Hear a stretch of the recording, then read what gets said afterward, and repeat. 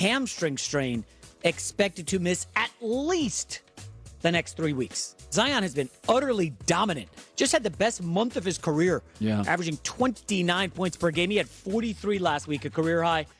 3 weeks Zion out probably means like closer to a month. I know you think NFL injuries, if they say 4 weeks, it's probably 2 or 3. Yeah. In the NBA, it's always longer, right? Well, you have a longer runway. You don't want to risk coming back. There's always been this urgency in the NFL to get out there and play. There's this badge of honor to play kind of banged up.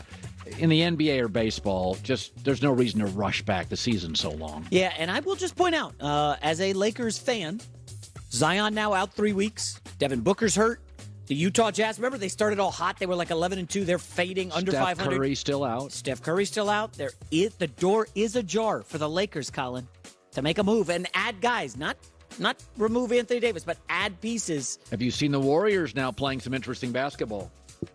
You I notice like that? We don't have to worry about the Warriors. I can't wait for the playoffs. Let's just get to Warriors Celtics 2. Oh, wait a minute. You don't want to see Zion versus Draymond Green in the playoffs? No, not really. I want to see the Warriors Celtics again. I think the Warriors beat them again. But I don't know why everybody dislikes. I think the Warriors are fascinating. I know their players. I know Steph and Clay and Draymond. I like Wiggins and Looney. Wait, you like Kevon Looney? Yeah, he's become an elite rebounder. Oh. He's worked his butt off. I liked him. Give me your top 3 watches in the NBA. Curry is obviously first. No, the Warriors are the best watch in the league. Okay. Who's after that, player or team? Memphis. Kind of with John Morant, kind of fun. No. You can start laughing now. It's not really Memphis, is it? They're your second favorite watch in the NBA? I like, when they're on, I like watching John Morant. Okay, all right. That's a major shock. Who's your second? I think I got to go Luka Doncic. I think he's the best player in the league. He makes everyone better. He's unstoppable. He doesn't look unstoppable, but he is. Zion Williamson is probably 3. Yeah, I don't know. To me, Luka's going to end up top 5 scorer, but John Morant's just better. He's more dynamic to watch. He's more Derrick Rose, more vertical. Let's move on before I get myself in trouble with social media. All right, finally, after a year of meetings, the NCAA Transformation, who are in place to reshape the NCAA's archaic policies, has produced a 40-page report released Tuesday to select media members. The most notable is to expand the NCAA tournament, men's and women's, from 68 to 90. Why? Oh, well, what's the point? So it's not an official change yet, but a further review is going to happen in June of this year. Final recommendations will happen next year. Colin, 90 teams in the NCAA tournament? Come on. Why do you mess with something great? I know. What's the point? It makes the tournament less interesting to me. The first 2 games are gross. Teams?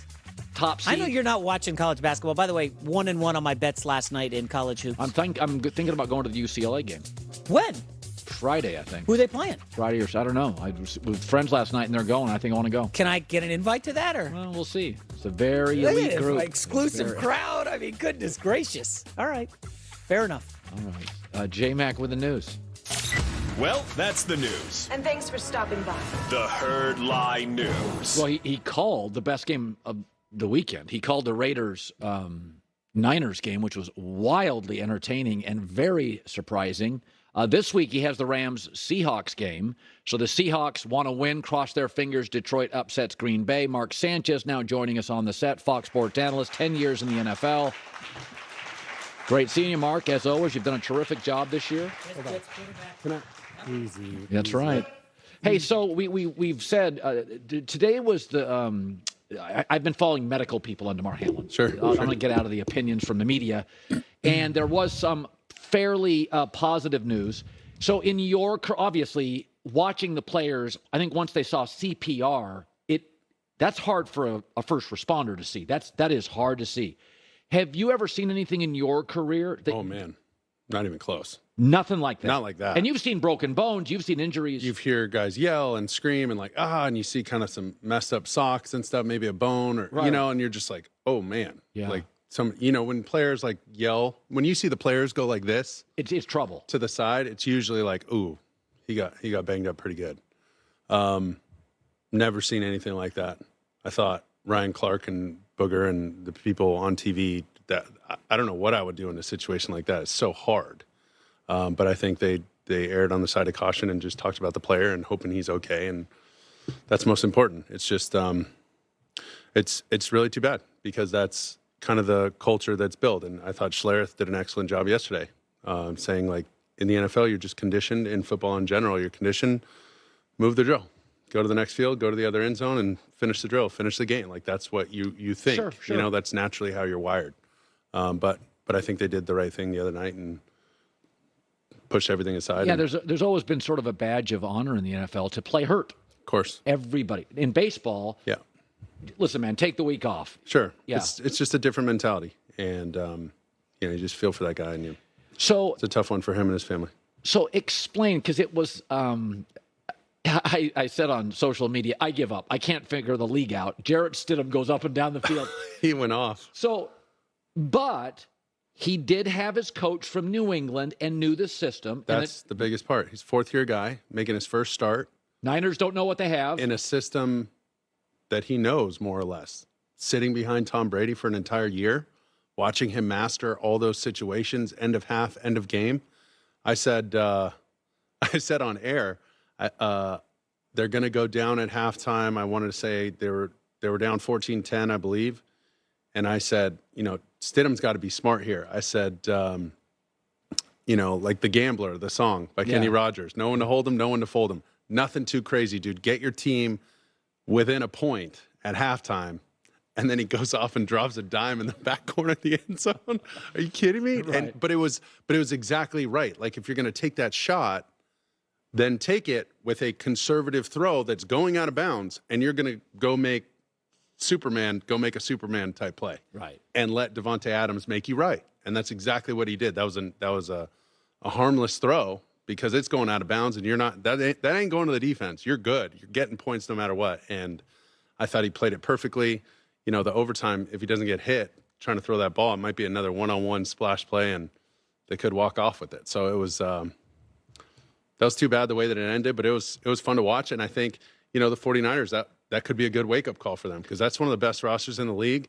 The only thing I thought is, like, when you get into a shootout like that was Purdy's, like, first real shootout. Yeah. Because he had the lead most of his, 3 games leading up to that.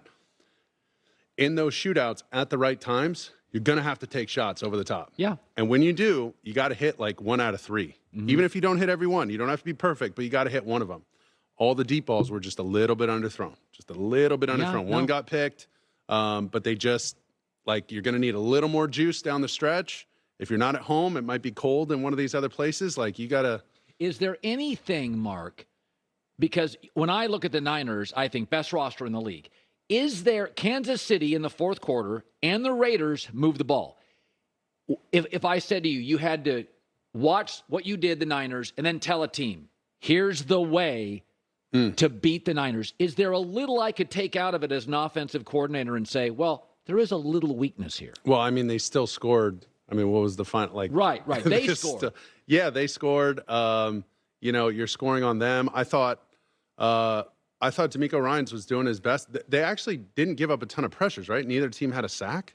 So, like, if you can hold Bosa, okay, and that's a tall task. You got to chip them, and it's got to be, when they're going to get in those wide defensive ends like that, you got to attack them up the middle at times. But now Armstead's back, so he starts to put a damper on that. So you're going to have to double team him, which means, all right, that's going to be a little late for Fred Warner at the backer position to now go diagnose the run and go hit that thing in the mouth. Like, it's a tough defense to beat. I will say, Josh McDaniels did an excellent job of scheming that up, moving Devontae Adams. In favor of Carson Wentz. People didn't like that. I still don't know what it was about. Wentz was a total train wreck against the Browns, 3 interceptions, and the season's over. Well, for Week 18, the Commanders are making another QB change.